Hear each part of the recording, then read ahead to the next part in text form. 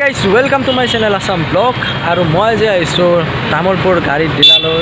তো এইখন দেখিছে গাড়ীৰ ডিলাৰ, আৰু এই যে মোৰ পিছ চাইডে আছে গাড়ীখন, এইখন গাড়ী মই কিনিবলৈ আহিছোঁ। তো চাই থাকক।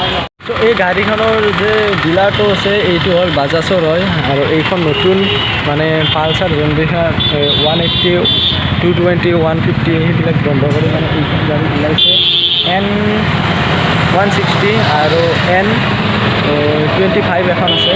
তো আজি মই কিনিম N160। তো দেখিছে এইখন গাড়ী।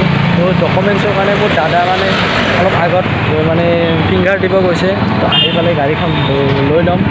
তো আপোনালোকে চাই থাকক ভিডিঅ'টো সম্পূৰ্ণৰূপে।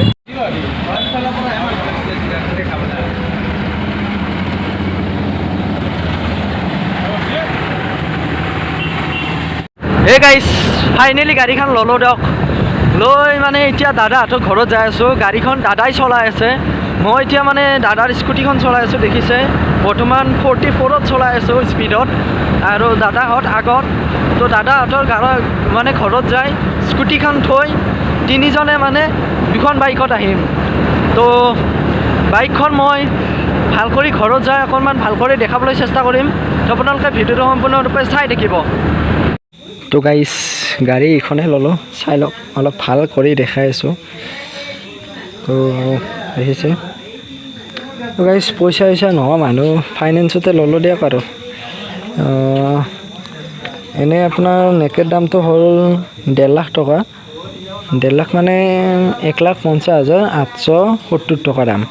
তো মই কেছ পইচা দিছোঁ, মানে ডাউন পে'মেণ্ট দিছোঁ 75। তো আৰু কিস্তিৰ লগত মানে কিবা কৰি 1,90,000 পৰে। গাড়ীখন এইখনেই দেখিছে। এইখন নতুন মানে 220 আৰু 180, 150 এইবিলাক বন্ধ হৈ এইখনে গাড়ী ওলাইছে। তো দেখিছে N16।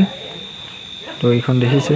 মই অলপমান মানে চাবি পাত দি কিবা কৰি আছোঁ, দেখাই আছোঁ আপোনালোকক।